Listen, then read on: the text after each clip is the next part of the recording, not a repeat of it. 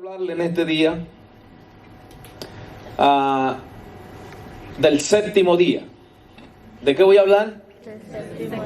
Dígale al hermano que está a su lado, dígale, todos tenemos un séptimo día. Dígale, todos tenemos un séptimo día. Amén. Dios tuvo un séptimo día. Dios dice que creó todas las cosas y en el séptimo día, ¿qué hizo? Descansó. Todos tenemos un séptimo día. Amén. Así que hoy quiero hablarle acerca de mi séptimo día o su séptimo día. Todos vamos a tener ese séptimo día. Ahora, no se preocupe si en el transcurso usted decía, el pastor, ¿y en qué momento va a hablar del séptimo día? No se vaya a preocupar, ¿sí? Vamos a hablar del séptimo día en algún momento, pero vamos a hablar del séptimo día, ¿sí? Así que solamente estése atento. Asegúrese de no dormirse por lo menos los primeros 15 minutos. Si no se duerme los primeros 15 minutos, le aseguro ya no se duerme, ¿sí? Y si no, pues yo le pediré una botella de agua y día si baño al que se duerme. Que se me va durmiendo, lo voy bañando, ¿sí? Así que tengamos lista la botella de agua ahí en ese día. El libro de Mateo, capítulo 16, verso 13 en adelante. Vamos a estar leyendo ahí en esa parte de la escritura y ahí vamos a ir sacando algunos mensajes y algunas instrucciones que el Señor tiene para nosotros en este día. Mateo capítulo 16, verso 13 en adelante. En cuanto lo tengamos aquí en la pantalla, vamos a estarlo leyendo. Mateo capítulo 16, le dije, ¿verdad? Verso 13. Y viniendo Jesús a la región de Cesarea, ¿a dónde llegó? Vamos, dígalo fuerte, como en su casa. ¿A dónde llegó? A la región de Cesarea de Filipo. Y preguntó a sus discípulos diciendo, escúcheme, Jesús ha escogido 12 hombres, y a estos 12 hombres Jesús los carga caminando con él y los está instruyendo. Les está dando ciertas indicaciones, los está llevando, los está direccionando, porque los está preparando para algo especial. Los está preparando para un propósito específico. Algunos de ellos van a tener la responsabilidad de encargarse de algunas regiones. Algunos de ellos tienen la responsabilidad de llevar el mensaje. Pero hay uno en medio de ellos que tiene una responsabilidad que podríamos llamarla mayor por el atrevimiento que él mismo se toma o por las iniciativas que él toma. La realidad es que Jesús escoge estos 12 hombres sin ni siquiera tener algo preparado o específico o que ellos hubieran dado alguna señal de que ellos eran los idóneos para esa misión. Ninguno de ellos estaba preparándose para cumplir esa misión. Ellos estaban en sus labores. Cada uno de ellos estaban en lo que ellos hacían cada día. Y Jesús se acerca a cada uno de ellos y les hace un llamado. Diga conmigo, les hizo un llamado. No estaban ellos preparándose para ese llamado, pero sin embargo, Jesús llega a cada uno de ellos y le hace el llamado. Le dice a uno, ven, sígueme. Le dice a otro, déjese de ahí y ven, sígueme. A cada uno de ellos estaba en sus labores, estaba en lo cotidiano, en lo que hacían cada día. No se preparaban para nada, solo para sus labores. Sin embargo, llega Jesús y Jesús le hace un llamado. Los llama a que lo sigan a él porque él los va a preparar para algo especial. Entonces tenemos 12 hombres los cuales Jesús llama y los carga con él para prepararlos. Diga conmigo, Jesús los estaba preparando. Así como usted y como yo hoy nos estamos preparando.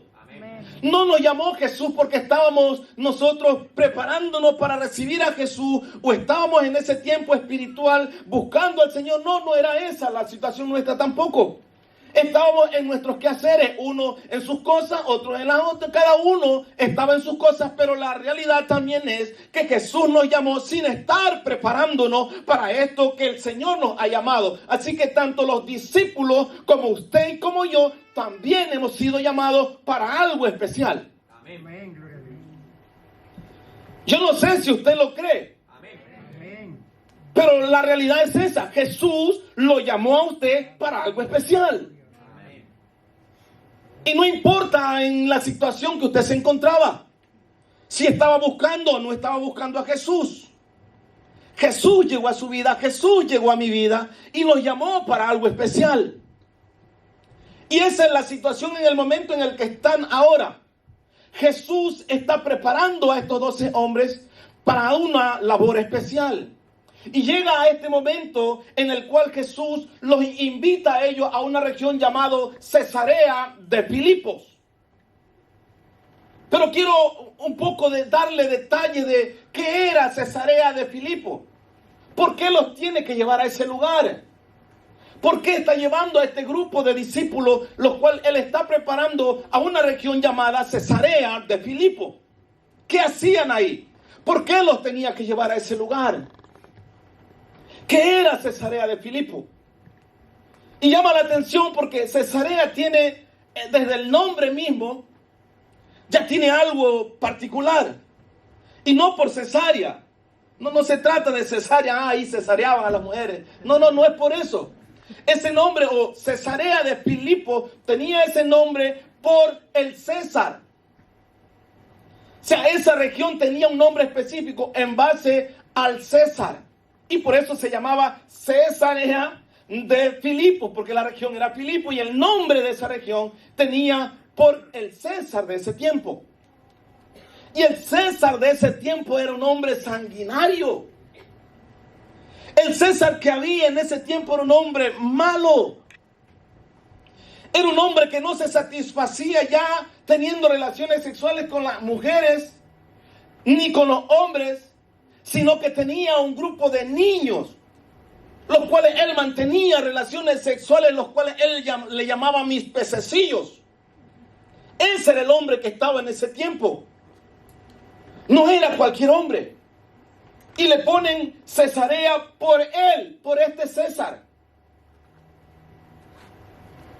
Y en esa región se instauró lo que era la idolatría, lo que eran los ritos, los sacrificios. Era una ciudad muy pagana. Era una región muy pagana, que hacían de todo menos adorar a Dios. Y Jesús lleva a los discípulos a ese lugar, Cesarea de Filipo, a una región donde si fuera de llevar a alguien, ese sería el último lugar.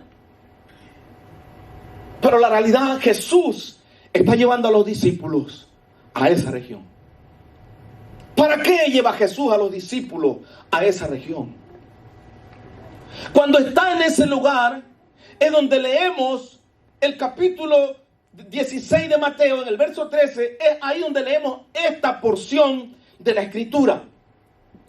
Y aquí es donde leemos: viniendo Jesús a la región de Cesarea de Filipo, preguntó a sus discípulos diciendo: ¿quién dicen los hombres que es el Hijo del Hombre? La pregunta que Jesús le hace a los discípulos, escuche bien, a los discípulos, no le está preguntando a la gente de fuera. Jesús sabe quiénes son los que viven ahí. Gente idólatra, pagana. Jesús sabe quiénes viven o habitan en ese lugar. Y Jesús le hace la pregunta a los discípulos: ¿quién dice la gente que soy yo? ¿Quién dice que es el Hijo del Hombre? Y algunos discípulos respondieron y le dijeron: algunos dicen que eres Elías, otros dicen que eres un profeta, otros dicen Isaías, o tal vez Jeremías, alguno de los profetas, pero alguien eres. Eso dijeron algunos discípulos. Pero aparece un hombre aquí en medio de los discípulos que está escuchando también lo que están hablando, que está escuchando lo que está pasando en ese lugar. Y Jesús cambia la pregunta ahora. La pregunta era al inicio: ¿quién dice la gente que soy yo? ¿Qué dice la gente acerca de mí? Y la gente respondió, los discípulos respondieron. Unos dicen esto, otros dicen otra cosa. Y Jesús cambia la pregunta ahora. ¿Y ustedes? Ustedes, los que han caminado conmigo, los que han visto las señales, los que han visto los milagros, los que han visto los prodigios, los que han visto, los que han cambiado todo lo que eran por seguirme, ustedes que han caminado conmigo, ustedes, a ustedes es la pregunta ahora, para ustedes, ¿quién soy? Y hubo un silencio como lo hay ahora. Cuando Jesús hizo la pregunta, ¿quién dice la gente que soy? ¿Sabes? Todos dijeron, unos dicen esto, otros dicen ellos, otros dicen acá, todos hablaron. Pero cuando Jesús le hizo la pregunta a los discípulos, a los que habían caminado con él, ¿quién dice la gente que soy yo? Se callaron. ¿Sabe por qué?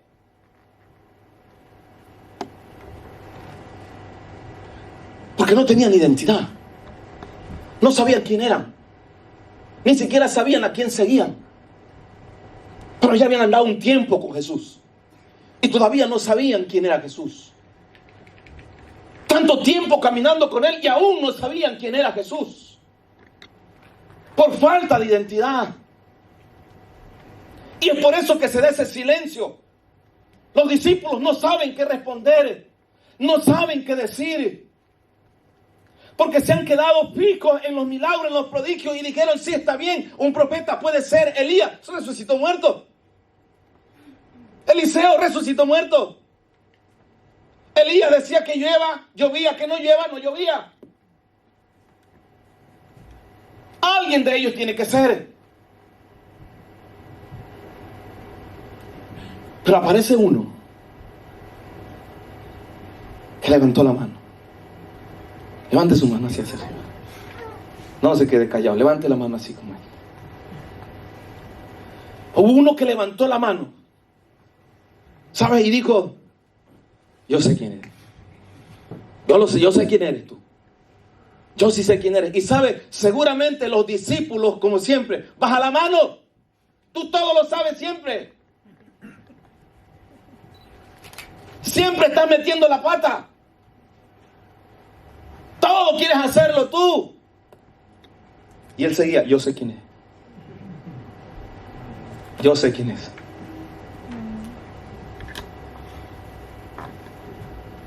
Y él le dice, tú eres el Cristo, el Hijo del Dios viviente. ¡Wow! Dijo Jesús.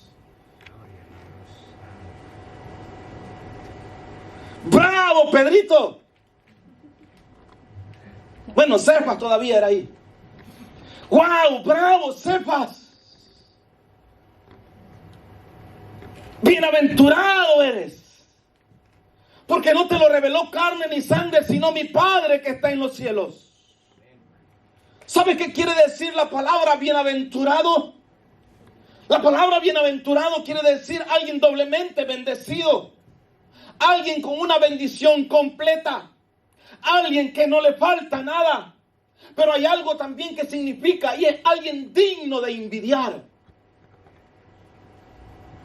La palabra bienaventurado quiere decir alguien digno de envidiar, alguien que está completo, que no le falta nada. Jesús le acaba de decir a Pedro, bienaventurado eres, Pedro, no te falta nada. ¿Por qué? Porque lo que tú acabas de decir no te lo ha dicho nadie, no lo has escuchado en la calle. Esto te lo reveló mi Padre que está en los cielos. Por lo tanto, de hoy en adelante ya no te llamarás Cefas, te llamarás Pedro. Y sobre esta declaración que tú has hecho, voy a edificar una iglesia que antes nunca se había hablado de iglesia. A partir de ese momento se empieza a hablar de una iglesia. Porque hubo un hombre atrevido, intrépido, que dijo, yo sé quién eres tú. Tú eres el Cristo, el Mesías, el Hijo del Dios viviente. Y sobre esa declaración le dice Jesús a Pedro, yo voy a edificar mi iglesia, de lo cual nunca antes se habló. A partir de ese momento se habla de una iglesia ahora. Porque no te lo reveló carne ni sangre, sino mi Padre que está en los cielos. Porque hay que ser atrevido, porque el reino de los cielos lo arrebatan los valientes. Dos capítulos anteriores, 2 capítulos atrás, tenemos otra escena en la cual Jesús está predicando el mensaje, está impartiéndole a las multitudes y le coge la noche. Le cogió la tarde y ahí predicando. Imagínense, llegó la gente de mañana ahí a escuchar a Jesús y ya era de noche y la gente seguía ahí escuchando a Jesús. La gente quería seguir escuchando, pero le cogió la noche y Jesús le dice a los discípulos: muchachos, suban a la barca, pasen al otro lado y me esperan allá, que yo voy a despedir la multitud y me voy a ir a orar. Y sucedió así. Jesús se fue a orar, despidió a la multitud y los discípulos se fueron en la barca al otro lado a esperar a Jesús. Y dice la escritura que pasada la cuarta vigilia, o ya llegando a la cuarta vigilia, ¿sabes cuál es la cuarta vigilia? ¿De qué hora a qué hora es la cuarta vigilia? De 3 a 6 de la mañana. Esa es la cuarta vigilia. Dice que Jesús aparece a los discípulos en la cuarta vigilia, o sea, de 3 a 6 de la mañana. Se les aparece Jesús a los discípulos en la barca, pero no es que se sube Jesús directamente a la barca. Los discípulos ven a alguien que viene caminando sobre las aguas y se asustan. No es para menos. Vemos a alguien caminando, nosotros en las aguas nos asustamos. Bueno, hoy en día ya no se sabe. Pero si nos asustamos solamente cuando nos gritan. Mire, cuando yo escucho Edwin García, eso para mí es. Yo en casa escucho Edwin García, ya que algo pasa. Ya yo me asusto. Solo con llamarme por el nombre.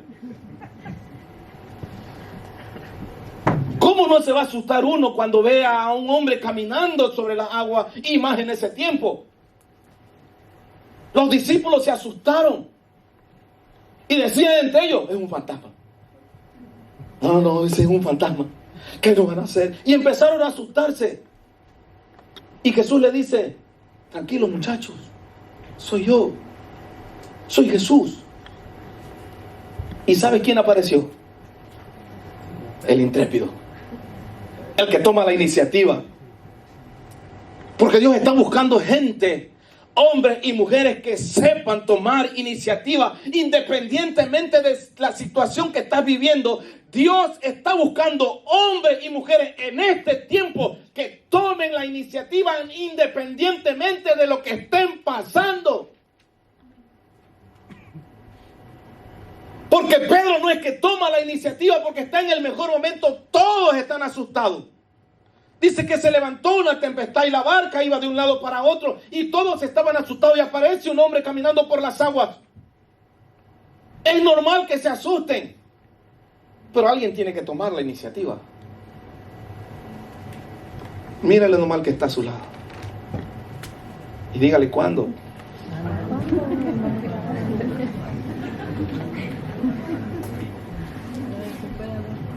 ¿Hasta cuándo? Dígale.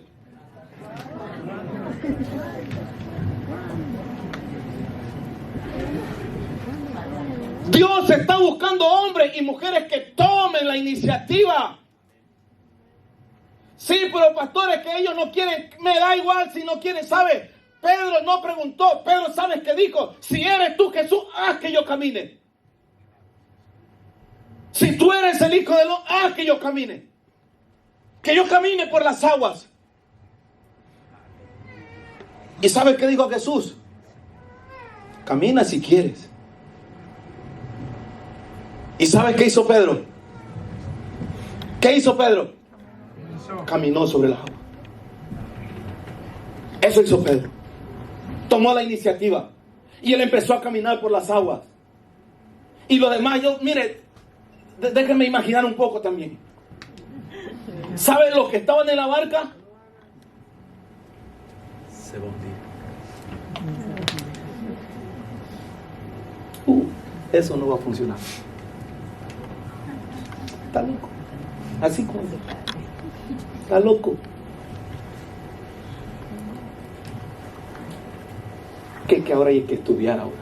Están locos. Ahora abren una universidad. Están locos. ¿Y cómo van a abrir universidad? Y ahora un grupo GPS. Están locos.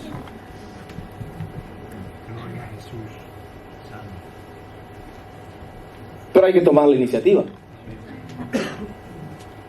Hay que tomar la iniciativa. Y Pedro se bajó de la barca y empezó a caminar.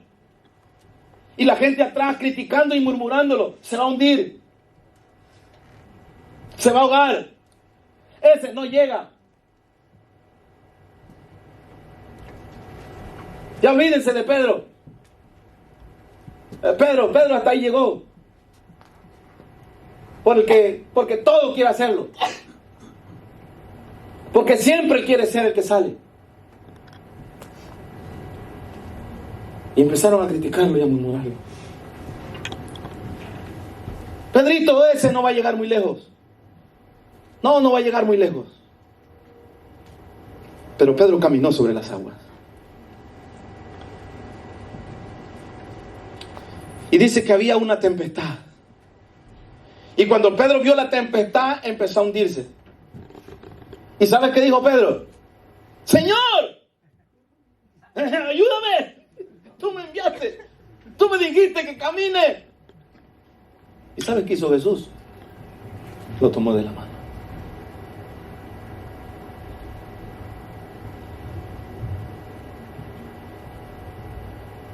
¿Cómo te va a abandonar Jesús si Él te pidió que hagas lo que estás haciendo? Amén.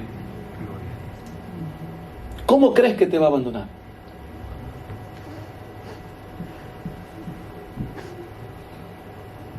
Jesús le dijo, o la mamá le dijo a la gente que estaba en las bodas de Caná, hacer todo lo que Él diga.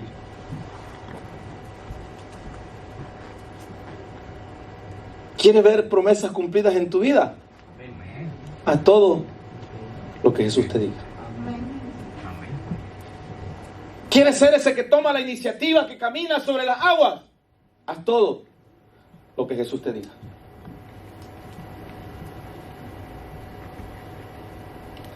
Porque a ese tipo de gente es que Dios está buscando, gente que tome las iniciativas. Que no esté esperando viendo cómo otros prosperan o fracasan. Escúchame, es mejor despertar la envidia que sentirla. ¿Sabías? Yo prefiero despertar envidia antes que sentirla. Porque el sentir envidia lo único que hace es evidenciarme que no tengo lo que el otro tiene y yo lo quiero. Y como no lo tengo, entonces me lleva a envidiarlo.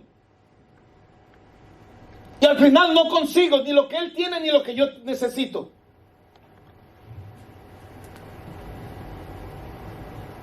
Porque así hay gente que vive solamente envidiando lo que otros tienen. Y eso lo que hace es evidenciarlo. Viven deseando las cosas de otros. La envidia es mejor despertarla antes que sentirla. Y así fueron ellos. Empezaron a envidiar a Pedro. Porque Pedro tomaba la iniciativa. Porque Pedro era el que levantaba la mano. Si eres Jesús, que camine. Y Pedro caminó sobre las aguas. Y aunque lo criticaron y lo murmuraron, pero ¿sabes qué? Pedro luego le dijo, pero el único que caminó sobre las aguas he sido yo.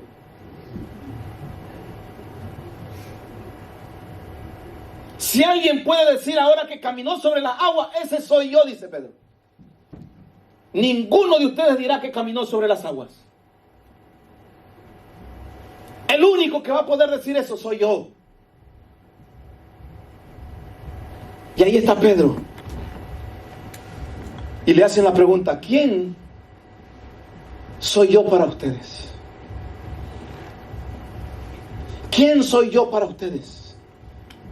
Y los discípulos callaron. Pero Pedro, el que toma las iniciativas, levanta la mano y dice, yo sé quién tú eres. Y tú eres el Cristo, el Hijo del Dios viviente. Yo sé quién tú eres.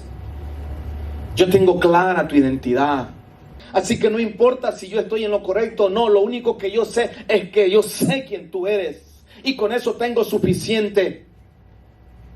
Y a este hombre Jesús le dice, bienaventurado, eres bendecido, eres completo, no te falta nada, te van a envidiar. Y efectivamente era la envidia entre todos, porque era el que tomaba las iniciativas. Porque cuando tú tomas las iniciativas, sabes, te van a envidiar. Porque hay gente que quiere que tú no prosperes, que tú no llegues adelante, que tú no avances. Hay gente que está esperando, que está cazando tu fracaso. Que no quieren que tome la iniciativa. Que no quieren que te muevas a otro nivel. Que no quieren verte prosperado. Hay gente que está expectante a ver tu fracaso.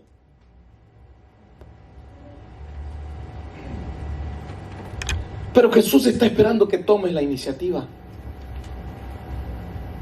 Jesús está esperando que des ese paso de fe.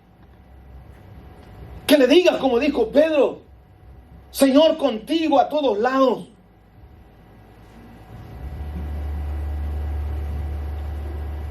Que le crean a lo que Jesús está diciendo, a lo que Jesús nos ha dejado en su palabra. Hombres y mujeres que estén completos en Él, completos en Jesús, porque saben quiénes son, porque saben a dónde quieren llegar. Y Jesús le dice: Pedro, eres bienaventurado. Eres un hombre wow, eres un hombre completo. Eres un hombre bendecido. Porque esto no te lo reveló carne ni sangre, sino mi Padre que está en los cielos. ¿Sabes qué significa revelación? Revelar o revelación significa que el mensaje o el consejo del corazón de Dios es manifestado al corazón del hombre. Ese mensaje, ese consejo que está en el corazón de Dios es transmitido al corazón del hombre. ¿Y sabes qué hace la revelación? La revelación produce ciertas características en nuestras vidas. La revelación te eleva a niveles altos. La revelación te lleva a ver cosas que otros no ven. Pero sobre todo eso, ¿sabes qué hace la revelación? La revelación te adelanta en los tiempos. Porque hasta ese momento no se había hablado de una iglesia. Pero a partir de ese momento, cuando Jesús le dice a Pedro: o sepas, sobre esta roca, sobre esta declaración que tú haces, voy a edificar mi iglesia. A partir de ese momento, Pedro recibe una revelación de una iglesia de la cual no se había hablado antes, pero que se habla a partir de ese momento. Y nadie la entendía, pero Pedro la entendía. Y Pedro se aferró ahora a esa palabra, de que sobre su vida iba a haber una iglesia ahora, de que su vida estaba siendo preparada para algo especial, que su vida estaba siendo destinada a un apostolado, que la misión que le habían encomendado no era cualquier misión, porque recibe esa revelación de que sobre él habría algo mayor, que sobre él había algo especial, que el apostolado que se estaba preparando sobre su vida llegaría tarde o temprano, pero que estaba en un proceso. Y Pedro se abraza, se agarra a Jesús, decide caminar con Jesús. Y Jesús le dice: Pedro, esto no te lo ha revelado carne ni sangre, sino mi Padre que está en los cielos. La semana pasada el pastor Marco nos hablaba de visión. Y es que cuando tú tienes revelación, lo primero que tú haces es tener esa visión clara. Porque un pueblo sin visión no tiene dirección. Si no hay visión, no hay dirección. Si no sabemos a dónde vamos, cualquier camino nos lleva a donde sea. Pero cuando tienes visión, tú sabes a dónde quieres llegar. Y sabes, visión está compuesta por dos palabras: vi, que quiere decir ver, y sion, que quiere decir misión. O sea, alguien que ya sabe cuál es su misión. Y Pedro sabía cuál era su misión, pero estaba en un proceso. Es por eso que cuando David llega al destacamento donde están los israelitas y están los filisteos, y llega David a ese lugar, y David escucha que este hombre amedranta al pueblo de Israel de día y de noche, en la mañana y en la tarde.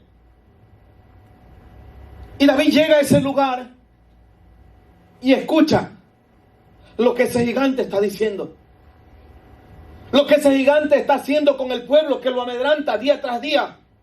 Y todo el pueblo está asustado, acongojado, escondido, porque hay alguien que se presenta cada día asustándolos.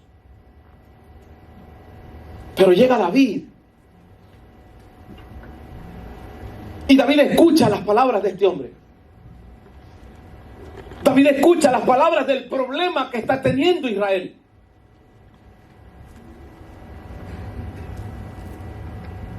Y le pregunta: ¿y quién es este? ¿Quién es este? ¿Por qué le permiten a ustedes avergonzar al ejército de Dios? ¿Por qué le permiten a ustedes blasfemar contra el pueblo de Dios? ¿Acaso no hay hombres aquí en Israel? ¿Acaso no hay hombres que se levanten y peleen? Y David dice: yo voy a pelear contra él. Yo voy a pelear contra ese hombre, porque no puede estar amenazando al pueblo de Israel. ¡Wow! El atrevimiento de este hombre, ¿verdad? Vaya iniciativas que tiene. ¿Cómo se va a enfrentar un hombre que tiene más de 3 metros de altura? Dice. 6 dedos en cada mano y en los pies. No era cualquier hombre. Y David, que era un pastorcito, y escucha lo que este gigante está diciéndole al pueblo de Israel, al ejército del Dios vivo, aquellos que se suponen que tienen el Dios verdadero. Y David escucha y dice: yo voy a pelear contra él. Pero ¿sabes cuál era la realidad de David? No es que David era un atrevido. No es que David no sabía qué tenía que hacer. No era solamente por el trofeo que le darían, porque estaba prometida la hija del rey a quien mataba el gigante. Ya tenía una razón más por el que hacerlo. Pero esa no era la razón. Tiempo atrás, escúchame, tiempo atrás, había llegado un profeta a la casa de su padre y lo había ungido como rey.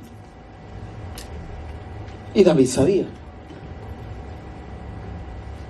Y David, cuando llega a ese lugar, todavía no le habían puesto la corona. Entonces David está claro. David dice: lo que quiera o lo que pueda hacer este hombre no me va a hacer daño, porque a mí me ungieron como rey y todavía no me han puesto la corona, y este no carga corona. Por lo tanto, este no me va a poder matar hasta que se cumpla la promesa que Dios le hizo a mi vida. Hasta que yo no sea coronado como rey, nadie me va a poder tocar hasta que se cumpla la promesa de Dios sobre mi vida. Era un hombre que tenía visión. Sabía cuál era su misión. No es por lo grande que era. Era un hombre que tenía claro quién él era y la promesa que le habían dado, que él sería rey. ¿Saben por qué nosotros vivimos con temores?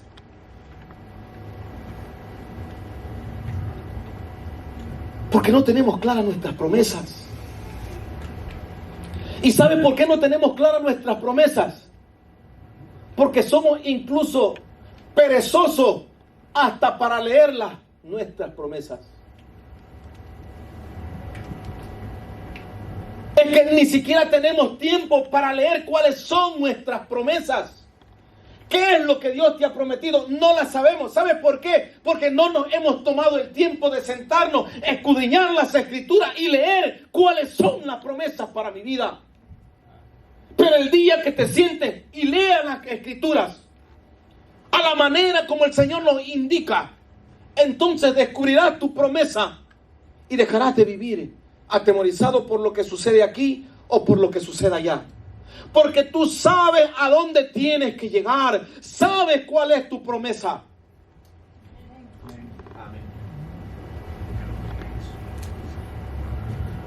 Y Pedro recibió una promesa.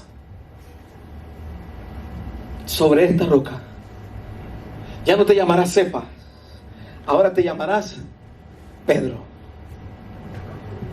que significa roca. Y sobre esta roca voy a edificar mi iglesia. ¿Sobre qué fundamento te estás edificando?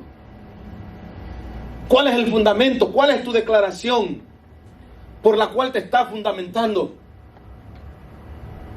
¿Por lo que dice la Escritura? ¿Por lo que Dios dice acerca de ti? ¿O por lo que la gente dice? No, posiblemente un profeta. Tal vez Elías, tal vez Eliseo, Jeremías. ¿O está claro que Jesús es el Cristo? Ese es el autor y el consumador de tu fe. Amén, gloria al Señor. Porque si es así, entonces sobre esa iglesia, sobre esa roca, sobre esa declaración, edificaré mi iglesia. Sobre tu declaración. Si tu declaración es servirle a ese Dios vivo, cumplir sus promesas y que las promesas de Él se cumplan en tu vida, sobre esa declaración se edificará tu casa, se edificará tu vida, porque tú eres la iglesia. O seguiremos viviendo lo que dice la gente. Tal vez y tal vez. Algún día llegaré. Algún día yo seré. Algún día yo estaré. ¿Por qué no te decides? ¿Por qué no tomas la iniciativa? En 2 meses voy a estar en ese lugar. Me voy a preparar porque para esta fecha yo necesito estar ahí. En vez de estar diciendo algún día, algún día, algún día, algún día seguirás en mí.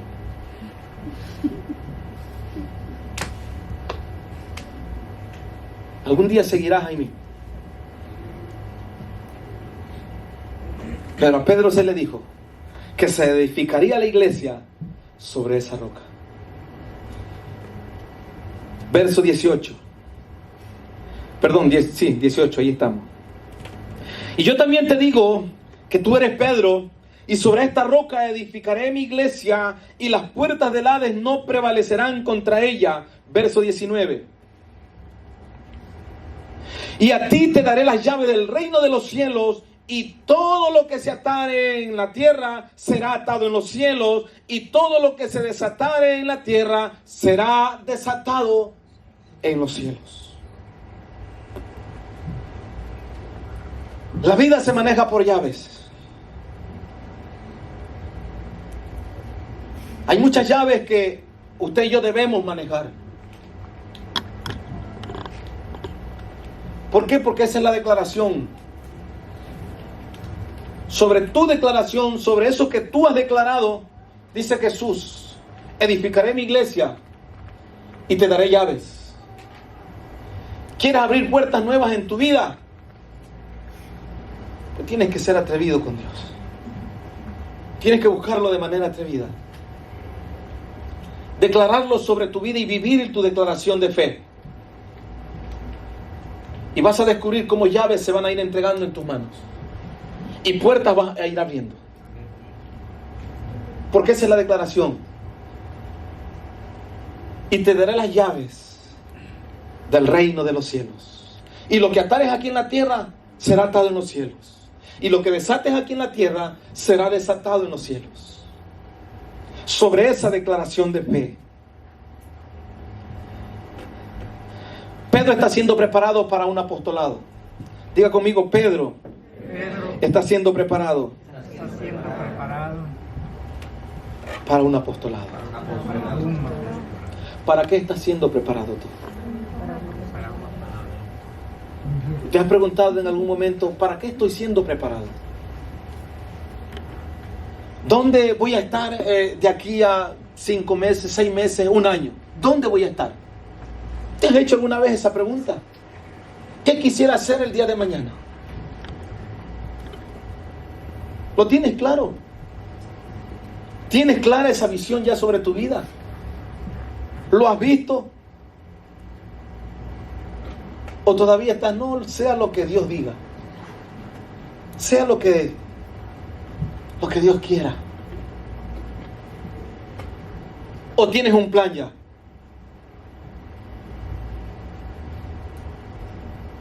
Me encanta a mí la película del Gladiador. ¿La han visto aquí alguna vez ustedes? No, nadie ve película aquí. Solo el pastor ve película.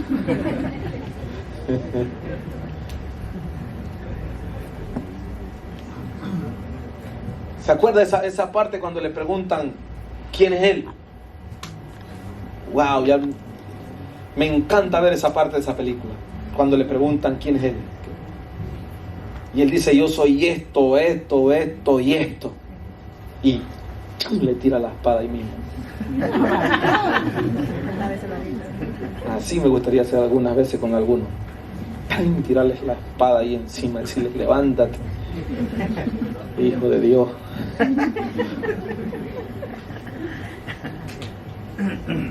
O la otra también, la de Troya.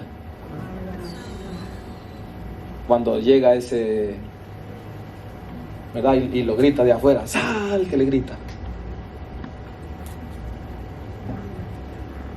Y el otro sin temor lo vio. Sabía que lo iba a matar, ¿sí o no? Héctor sabía que iba a morir. Él lo tenía claro.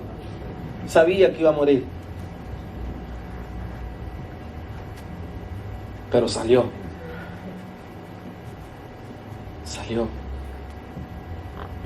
Pero en una película, no vaya usted a salir a morir. El pastor me dijo que salga y muera.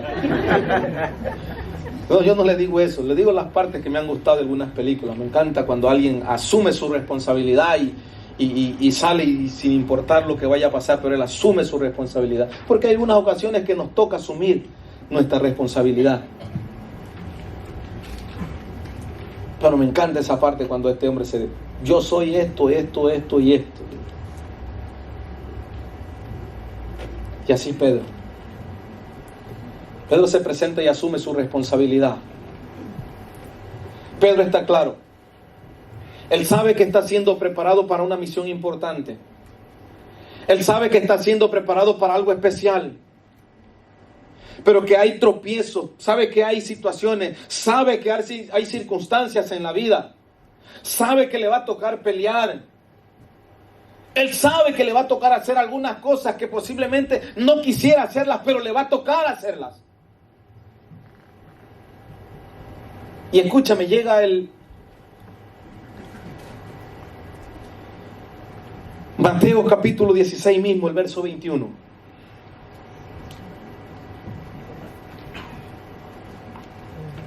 Desde entonces, diga conmigo, desde entonces. ¿Sabe qué quiere decir desde entonces? Quiere decir, o sea, de esto no hemos hablado antes. O sea, esto ustedes no lo saben. Esto lo van a escuchar a partir de ahora ustedes. Por eso dice, desde entonces. Comenzó Jesús a declarar a sus discípulos que le era necesario ir a Jerusalén. La enseñanza de Cesarea ha terminado. Los discípulos ahora han tenido una revelación por parte de este atrevido o por este de que toma la iniciativa y ahora saben quién es Jesús. Jesús es el Cristo, es el Hijo del Dios viviente. Ahora los discípulos lo saben. Jesús se los mueve otra vez y dice que se van a Jerusalén y le dice a los discípulos que era necesario ir a Jerusalén y padecer mucho de los ancianos, de los principales sacerdotes y de los escribas y ser muerto y resucitar al tercer día. Verso 22. Entonces Pedro, diga conmigo otra vez Pedro. Porque es Pedro el que toma las iniciativas siempre. Tiene que haber alguien, hermanos, que tome las iniciativas. ¿Se imagina usted tomando iniciativas en su trabajo, en su escuela, en su colegio, donde quiera que usted esté, que usted sea ese que toma la iniciativa? Se sientan a comer y tome la iniciativa de la conversación para que no se hablen palabras vanas, sino que hablemos palabras coherentes, que la conversación vaya en la dirección que necesitamos conversar. Tomemos la iniciativa. Me encantó, mire, cuando llegamos nosotros aquí al Reino Unido, fuimos una vez a visitar la iglesia de Spurgeon ahí en Elephant. Desde las 9 de la mañana llegamos. Y había gente desayunando y nos vimos y nos sentamos en una mesa y siempre en cada mesa, habían algunas mesas, pero en cada mesa había un maestro de la escuela o de la iglesia de ahí de Spurgeon. Y el que dirigía las conversaciones en cada mesa era uno de los maestros. O sea que si yo llegaba ahí y quería hablar de cualquier cosa, él hacía lo que sea, o él me daba la vuelta y me llevaba la conversación que él quería o que él decía que necesitábamos conversar.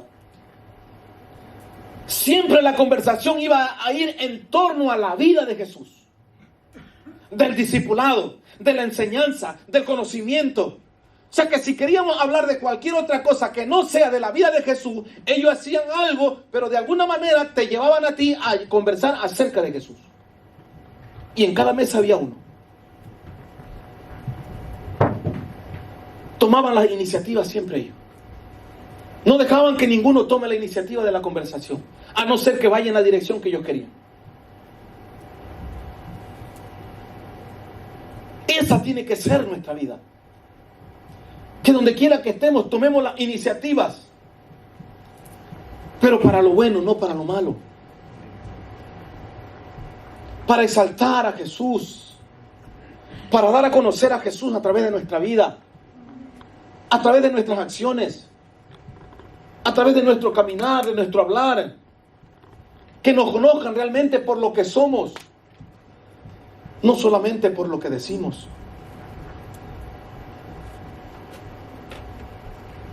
Entonces Pedro, tomándolo aparte, mire, este Pedro agarra a Jesús y lo lleva a un lado. Y empezó, dice, a reconvenirle. ¿Sabe qué quiere decir reconvenirle? Quiere decir pararlo, atajarlo y no dejarlo avanzar. O sea, Pedro coge a Jesús y le dice, no, tú no vas a ir a pasar eso. Tú no vas a ir a morir. Tú no vas a ir a padecer. A ti no te voy a dejar que te pase nada. Pedro está impidiendo que Jesús vaya a Jerusalén. Comenzó a reconvenirle diciendo, Señor, ten compasión de ti. En ninguna manera esto te acontezca. Verso 23. Pero él volviéndose, le dijo a Pedro, mire lo que le dice. ¿Qué le dice? Quítate de mí, Satanás. Momentos antes le acaba de decir, wow, Pedro, bienaventurado, completo, bendecido, no te falta nada digno de envidiar. Sobre ti se va a ser edificada, sobre esa declaración tuya se edificará la iglesia. Y ahora le dicen, apártate, Satanás.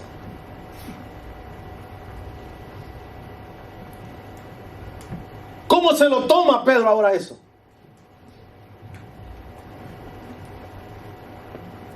¿Cómo Pedro reacciona a esa declaración? Porque a la declaración de wow, qué revelación, Pedro, la que tienes. Porque no te lo ha revelado carne ni sangre, sino mi Padre que está en los cielos. ¡Wow! Ahí Pedro sí, no. Gracias, Señor. Yo sabía que Dios me hablaba. Pero ¿cómo reacciona ahora que le dicen, apártate, Satanás? ¿Cuál debería ser su reacción? Acuérdese, Pedro está en un entrenamiento para un apostolado. Y yo le pregunto, ¿hacia cuál dirección está haciendo su entrenamiento? ¿Hacia dónde va su entrenamiento? ¿Hacia dónde se direcciona? Porque si estás en un entrenamiento, escúchame, habrá momentos en los cuales te van a decir, ¡wow! ¡Qué bien, mi hermano! Me encanta tu reacción, me encanta tu iniciativa, ¡qué bueno! Me alegra. Muy bueno lo que estás haciendo, pero habrá momentos que van a decir, wow, no, eso no. Pedro está en un entrenamiento. Igual que usted, igual que yo. Estamos en un entrenamiento. Sí, pero ustedes son los pastores y hacen lo que ustedes quieran. No. Yo algunas veces quiero hacer algo y el pastor Marco me dice, no, pastor Edwin, eso ahora no lo podemos hacer. ¿Y sabes qué hago? Hablamos afuera, pastor Marco.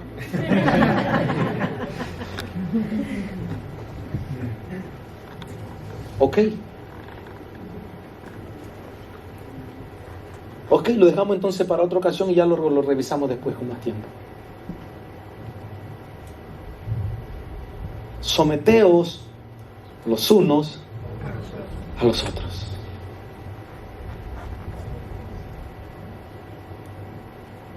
Y ahora está Pedro en ese estado, en el estado de Satanás. Ahí lo ha dejado Jesús. Y lo ha dejado en el estado de Satanás. Mateo capítulo 17. Y ahora va a entender por qué es el séptimo día. A Pedro le dijeron, wow, bienaventurado eres Pedro. Porque lo que tú acabas de declarar, eso no te lo reveló carne ni sangre, sino mi Padre que está en los cielos. O sea, ha habido una conexión entre mi Padre y tú. Wow. O sea, esa conexión ha sido directa, Padre a Hijo. Y esa conexión solamente la tengo yo, dice Jesús. Esa conexión de Padre e Hijo la tengo yo. Pero tienes el privilegio, Pedro, de haber tenido esa conexión de Padre a Hijo. Y eso no lo tiene cualquiera. Y si la tienes, tienes que aprovecharla. Porque esa comunicación de Padre a Hijo directa se da una tal vez entre 100, 1000 o cuántos millones. No se da cada día. Y hay esa conexión ahora entre Pedro y Dios. Donde Pedro escucha esa revelación de parte del Padre, porque la revelación es el pensamiento de Dios revelado al corazón del hombre de manera directa. Y una persona que tiene ese tipo de revelación es trascendida en los tiempos. O sea, tú vas a poder experimentar cosas que se van a dar posiblemente de aquí a 10, 15 o 20 años. Y tienes el privilegio de darte el lujo de saber lo que va a pasar de aquí a 15 o 20 años. Y a eso se le llama visión, porque has visto la misión que tienes que hacer. Y cuando tú tienes ese tipo de visión, o cuando tú tienes ese tipo de revelación, tu vida toma un rumbo y deja de estar entretenido en las cosas triviales de la vida. Deja de estar viendo la vida como que pase, que sea lo que Dios diga. Hello, si has buscado a Dios y has tenido esa comunicación con Dios, tu vida no puede ir en base a lo que el mundo diga. Tu vida no puede ser vivida de acuerdo a lo que la gente diga.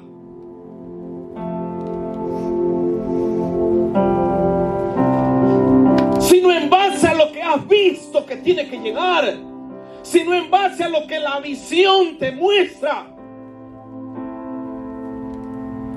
Cómo vivir vidas entretenidas en cosas pequeñas, habiendo tantas cosas grandes por conquistar.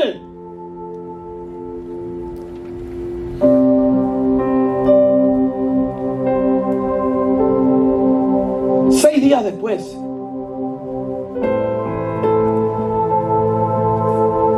escucha, han pasado 6 días.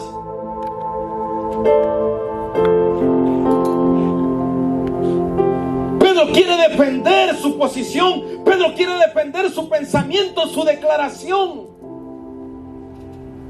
Pedro está dispuesto a dar su vida.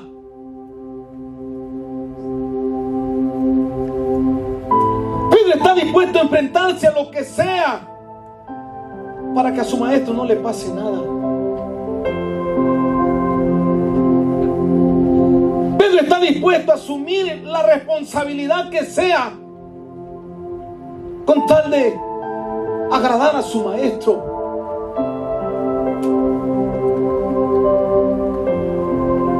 Pero la respuesta que recibe de su maestro, ¿sabes cuál es? Apártate de mí, Satanás.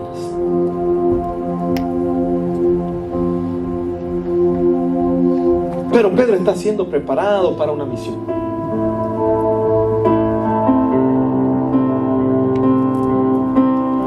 Escúchame, y cada día que se levantaba Pedro, yo no sé cómo habrá sido su vida, pero tal vez se levantaba triste, acongojado,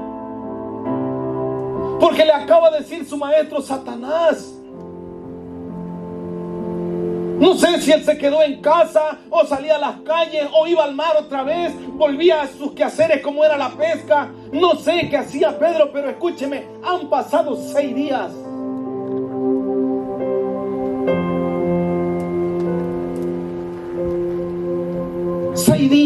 A Pedro lo han dejado solo. Su maestro no le dirige la palabra, su maestro no le habla. Los discípulos lo han dejado. Sus amigos, los que andaban con él, aquellos que habían caminado con él, lo han dejado porque ahora todos lo tachan de Satanás. El traidor, el que mintió, el que falló, el que fracasó, el que pecó. Y ahora lo tachamos de pecador, de traidor. Y todos lo acusan. Y ahora Pedro posiblemente ni salir de casa quiere, porque acaba de cometer un error.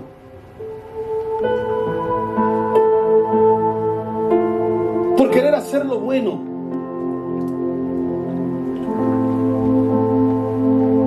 Pedro comete un error.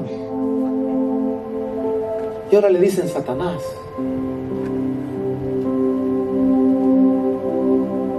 ¿Cómo es la vida de Pedro ahora? Pero han pasado 6 días.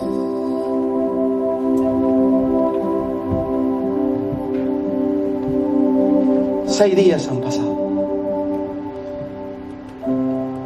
En la que Pedro no sabe qué hacer.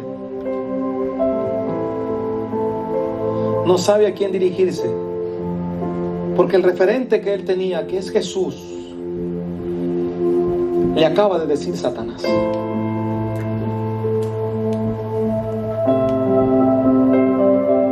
¿Sabes qué? Esa es la realidad de muchos de los que estamos aquí. Que estábamos con ganas, que estábamos con toda esa disposición y queríamos hacer, y cometimos un error por alguna ocasión o por alguna razón. Cometimos un error y nos apartamos, nos escondemos, nos vamos a lugares donde no queremos que nadie nos vea, que nadie nos dirija la palabra. Porque si me ven, me van a decir, ahí viene el pecador, ahí viene el que falló, ahí viene el que metió la pata, ahí viene. Y tenemos miedo a que nos señalen. Y tenemos miedo a que la gente ahora nos critique, nos murmure. Y que seamos ya no el referente del completo, el que todo lo tiene, el que es digno de admirar. Ahora llega el que es digno de odiar. Porque ha cometido un error. Y en vez de ser agentes restauradores, nos convertimos en agentes acusadores. Y han pasado 6 días en la cual Pedro no sabe qué hacer. 6 días Pedro está sumido.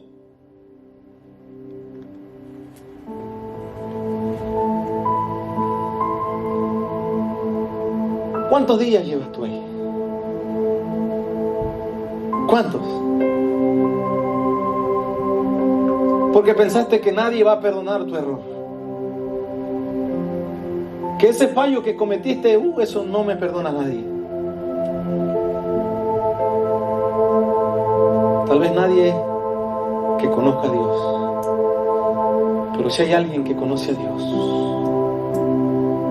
es capaz de perdonar una y otra vez.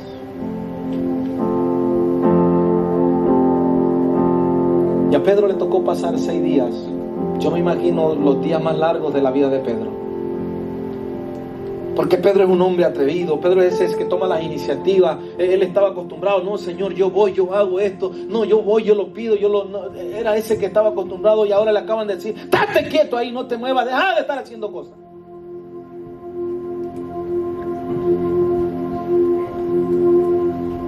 Y ahora ya no quiere hacer nada.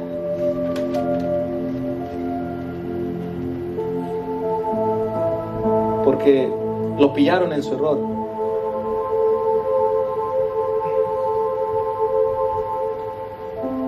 Y nuestros errores. Aquellos que solo nosotros conocemos. ¿Ah? ¿O será que no hay en nosotros errores?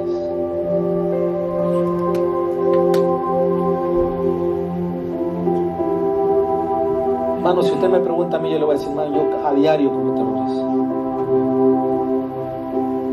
A diario. Pero trato de escuchar a Jesús. Porque sé que tarde o temprano va a llegar. Porque sé que va a llegar. Porque al igual que Pedro, después de 6 días, escúcheme, 6 días en angustia, en dolor, 6 días ahí él experimentando ese desprecio, 6 días experimentando ese no quererle hablar, 6 días él que no estaba acostumbrado a eso, ahora está 6 días, le toca estar callado, tranquilo, sentado. Pero hay un 7º día. Diga conmigo: hay un 7º día. Porque Dios tuvo un 7º día. Que dijo que descansó. A Pedro también le llegó su 7º día. Y sabes, 6 días después, mira, 6 días después, llegó Jesús.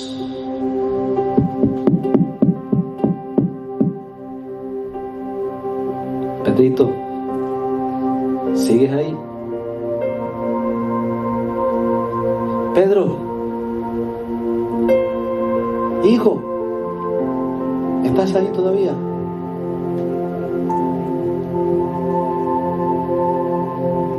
Yo imagino a ese Pedro: claro, Señor. Tú sabes, he pasado los 6 días más angustiosos de mi vida.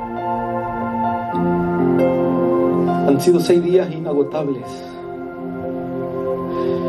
Han sido 6 días que no he sabido qué hacer. Han sido 6 días que no supe a quién dirigirme. Porque al único que yo me sé dirigir es a ti.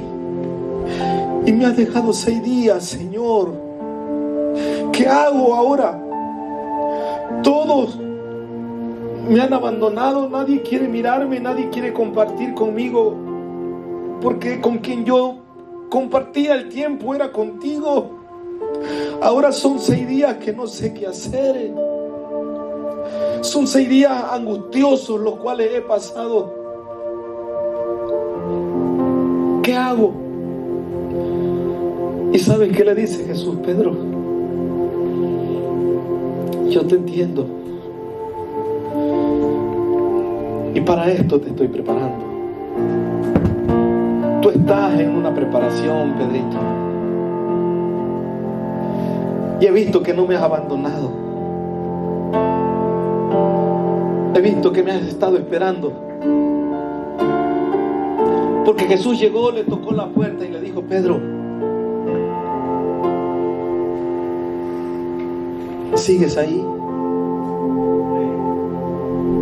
Y él dijo: claro que estoy aquí, Señor. Claro que estoy aquí. Y se lo llevó. Jesús tomó a Pedro, a Jacobo, a Juan, su hermano, y los llevó a un monte alto. Te dije, la revelación te lleva a lugares altos.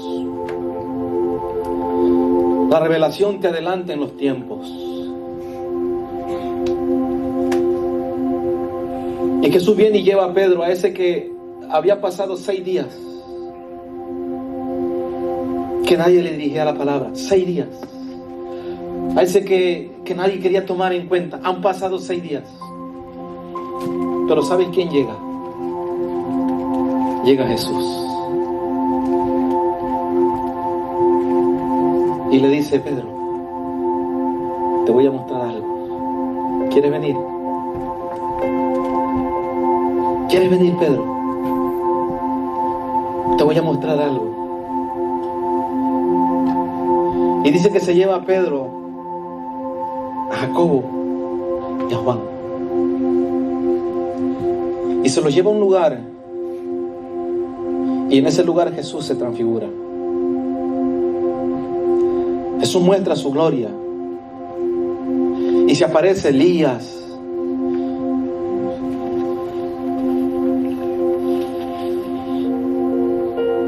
Y Pedro vive una experiencia única.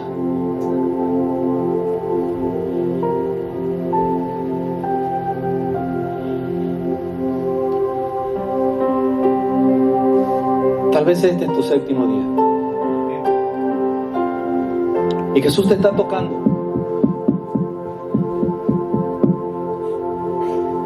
Y te dice: Juan, José, María, Manuel,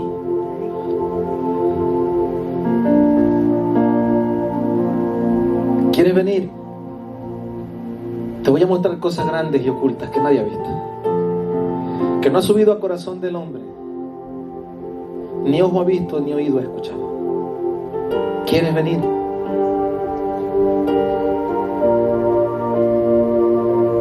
Y ese Pedro, como siempre: claro, Señor, si lo he estado esperando, he estado anhelando este momento. Yo sabía que tú no me ibas a fallar. Yo sabía que tú llegarías. Pero fueron mis 6 días más largos.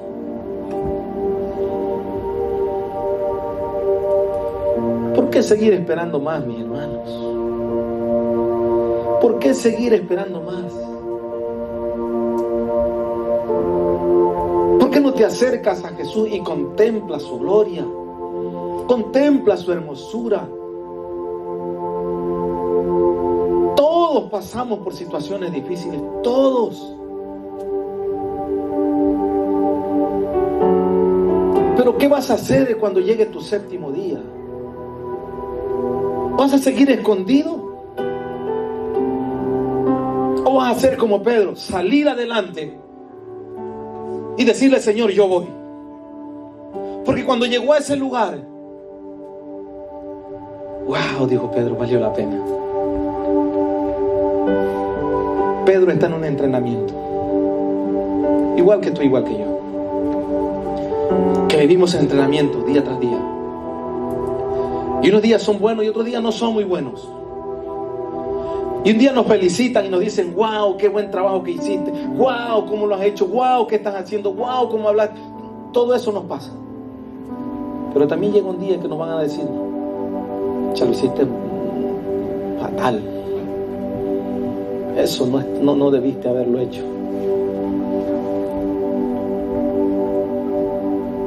Y cuando te suceda eso, piensa en Pedro.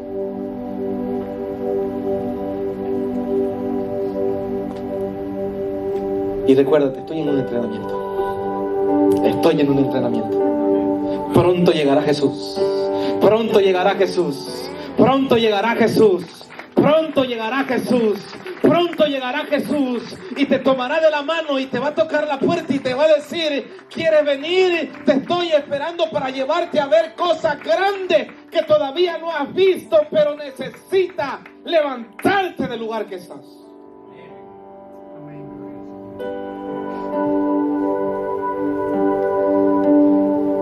Puede ser que sea tu séptimo día. Mire, continúa el entrenamiento de Pedro. Falta la parte más importante o la parte más trascendental. Falta la que niega a Pedro a Jesús. Pero esa se la voy a dar otro rato. ¿Sí? Mientras tanto usted digiera y medite hasta ahora. Voy a prepararle la otra parte. Porque esa es. Pedrito niega a Jesús.